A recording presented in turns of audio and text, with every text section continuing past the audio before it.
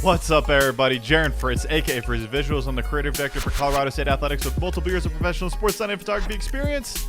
And today, we're going behind the scenes of the border war as Wyoming rolls into town ready to take us on at Moby Arena. Last season, when these two teams faced off twice, they split the series 1-1. For the lead. Oh, he switched it!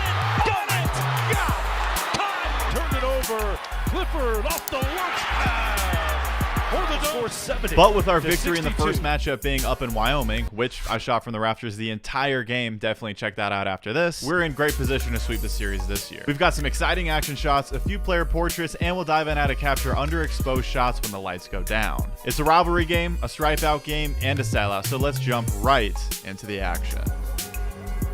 Moby was a packed house, however, I neglected to get any professional footage from warm-ups. I was too busy documenting John from Wyoming getting in his bag.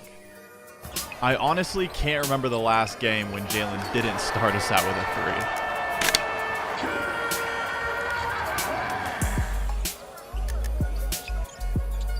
3. I caught this strange looking shot of Kyan, and if you're wondering if he made it or not, come on man, you already knew the answer to that. Same spot, different shot.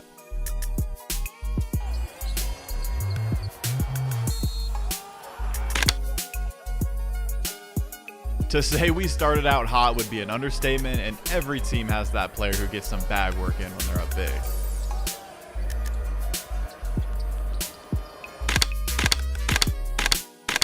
And I'm not mad about it at all. When the conference season is starting to wind down, and you know there won't be that many more opportunities to catch the boys on the court, as a graphic designer, I want to make sure I have enough pictures of the coaching staff to get me through all the graphics or requests that might come my way in the summer. And since we were up big, Coach Medved was in a good mood, I strapped on the white mamba to shoot a couple of him from across the court for a change. And luckily I changed lenses at the end of the first because this shot of Kyan is one of my favorites of him all year. I love how sharp and in focus he is, his body placement, eyes locked in, and the simplicity of the background. The colors pop too. When an away team wears bright hues, it always adds a unique dimension to the photo. And having the gold shirts in the background to complement the Wyoming player's jersey adds a good depth to the frame. If it's the end of the quarter with time winding down, you already know who's going to have the ball in their hands.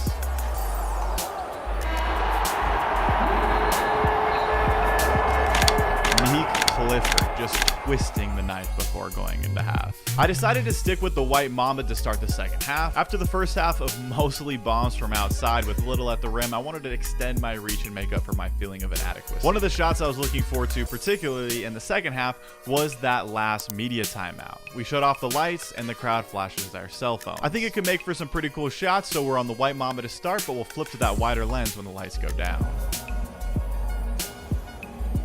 Double nose plugs and more stitches? Can someone just leave my dog alone?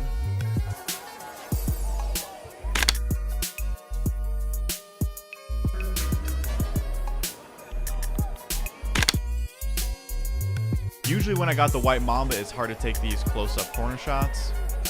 However, I somehow got lucky with this one. Back in episode 9, I talked about the importance of knowing your personnel, and here's another prime example. Kyan, usually a stone-cold killer, will occasionally show some emotion after hitting a 3, and so as he started to heat up early in the second, instead of stopping after the shot, I followed him down the court, waiting for a moment of celebration.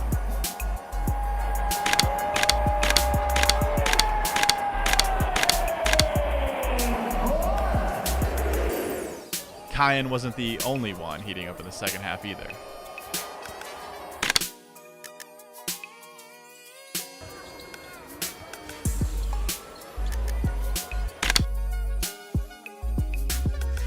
Time to embark on my mandatory huddle portrait speedrun.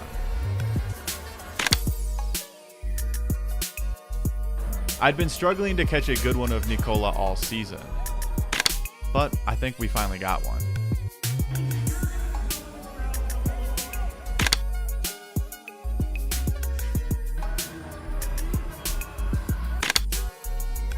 All right, now for the best shots of the game, my absolute favorite. It was our last media timeout, and of course the lights went down. Everyone pulled out their phones and lit up the whole arena. Instead of cranking my ISO and trying to balance out the darkness, I kept the settings the same. This meant that the camera was only exposed for the highlights overhead. By letting those highlights dominate, you're able to let the light almost become a character of its own. Come on, this is just too crispy. I saw the team huddling up with a bunch of light in the background, so I quickly no-scoped the team from above my head. I think the purple flashing light hit my sensor just right because it even turned all the phone lights in the background blue and purple.